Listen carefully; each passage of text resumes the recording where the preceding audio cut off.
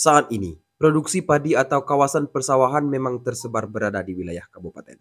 Ini lantaran kawasan perkotaan biasanya menjadi pusat administrasi, ekonomi, hingga kawasan pemukiman lainnya. Namun, selain kawasan persawahan, di Provinsi Bengkulu daerah-daerah kabupaten juga memiliki potensi pertambangan yang besar, terutama batu bara. Lahan pasca tambang terkadang terbengkalai. Namun, sebenarnya lahan tersebut bisa dimanfaatkan untuk pertanian, termasuk sawah. Namun Anda harus tahu bahaya dan potensinya jika mengelola lahan pasca tambang dengan cara yang tidak benar untuk kawasan persawahan. Bukan hanya membutuhkan modal yang besar, namun juga bisa berdampak kerugian.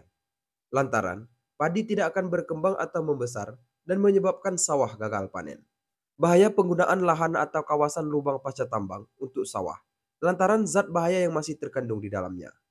Bahkan, air yang berasal dari lubang pasca tambang juga tidak bisa dikonsumsi atau digunakan untuk sawah lantaran zat yang terkandung tersebut. Dalam lubang pasca tambang, biasanya mengandung zat logam berat seperti mangan, besi, merkuri, kromium, kobalt, seng, arsenik, selium, kadmium, barium, timbal, dan talium. Zat-zat ini biasanya melampaui ambang batas air yang bisa digunakan untuk sawah. Air dari lubang tambang atau tercemar dari lubang tambang bisa merusak padi.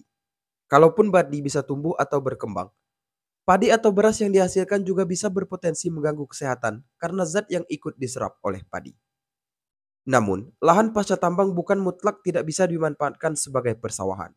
Hanya saja, membutuhkan pengelolaan ekstra dan hasilnya nanti tetap akan menjadi sawah bahkan lebih bagus lantaran kondisi tanah biasanya lebih subur. Cara mengelolanya, yang terpenting adalah lubang pasca tambang harus ditimbun dengan tanah lebih dahulu. Ada baiknya timbunan didiamkan lebih dahulu 2 bulan.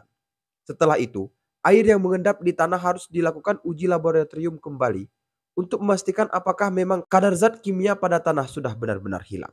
Atau setidaknya tidak lagi mengandung zat kimia yang terlalu pekat sehingga masih mengancam untuk digunakan sebagai lahan persawahan. Setelah dinyatakan aman, barulah tanah dikelola untuk dibuat layaknya lahan persawahan dan mulai ditanami, namun ada baiknya penanaman dilakukan dalam skala kecil terlebih dahulu.